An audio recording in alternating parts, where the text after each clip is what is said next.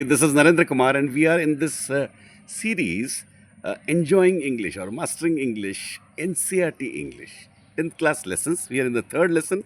There are two stories in this. First story we've already done, it's a previous video. This is The Black Aeroplane by Frederick Forsyth. He had written very great novels which I had read in my childhood also. This is The Black Aeroplane.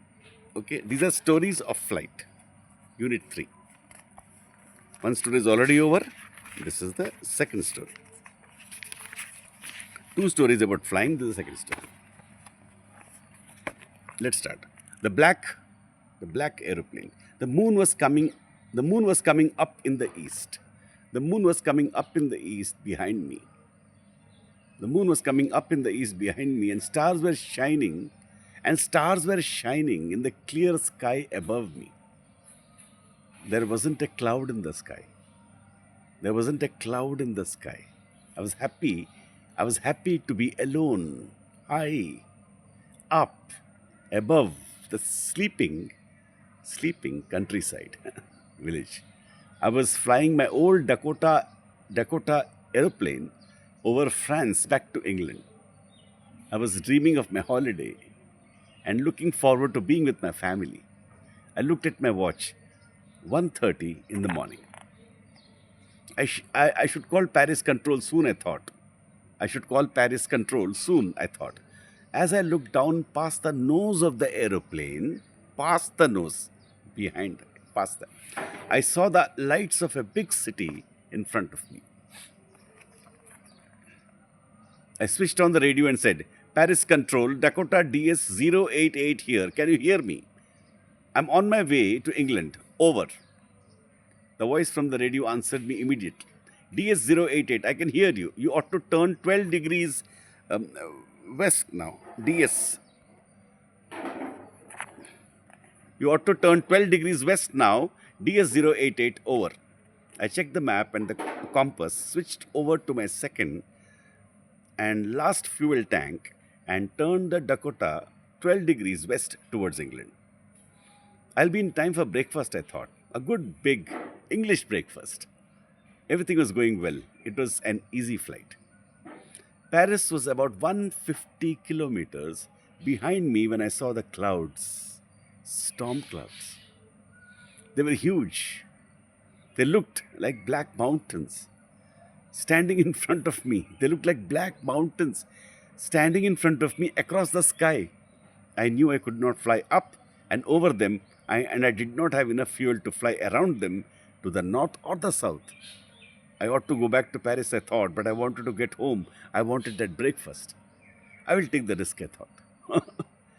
And flew that old Dakota straight into the storm. Inside the clouds, everything was suddenly black. It was impossible to see anything outside the aeroplane, completely black. The old aeroplane jumped and twisted in the air, jumped and twisted in the air. I looked at the compass. I couldn't believe. I couldn't believe my eyes. The compass was turning round and round and round. It was dead. It would not work. The other instruments were suddenly dead too. I tried the radio. Paris Control, can you hear me? There was no answer. The radio was dead too. I had no radio, no compass, and I could not see where I was. I was lost in the storm. Then, in the black clouds, quite near me, I saw another aeroplane. It had no lights on its wings, but I could see it flying next to me through the storm. I could see the pilot's face turned toward me. I was very glad to see another person. He lifted one hand and waved. Follow me, he was saying. Follow me. He was gesturing. He was giving instructions. Follow me, follow me. He knows that I'm lost, I thought. He's trying to help me. He turned his aeroplane slowly to the north in front of my Dakota so that it would be easier for me to follow him. I was very happy to go behind the strange aeroplane like an obedient child. After half an hour, the strange black aeroplane was still there in front of me in the clouds. Now there was only enough fuel in the old Dakota's last tank to fly for 5 or 10 minutes more. That's all was there. I was starting to feel frightened again. But then he started to go down, and I followed through the storm. Suddenly, I came out of the clouds and saw two long, straight lines of light in front of me. It was a runway, an airport. I was safe. I turned to look for my friend in the black aeroplane, but the sky was empty. There was nothing there. The black aeroplane was gone. I could not see it anywhere.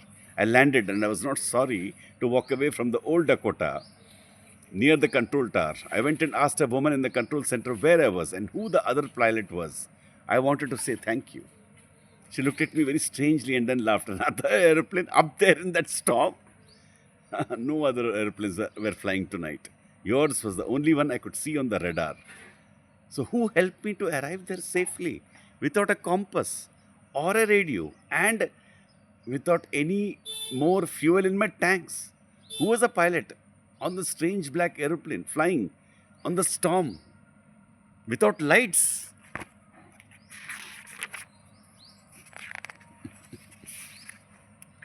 That's all it is. How beautiful, no? Somewhere you are there, a black aeroplane comes, and you don't know who it is. What a feeling it is.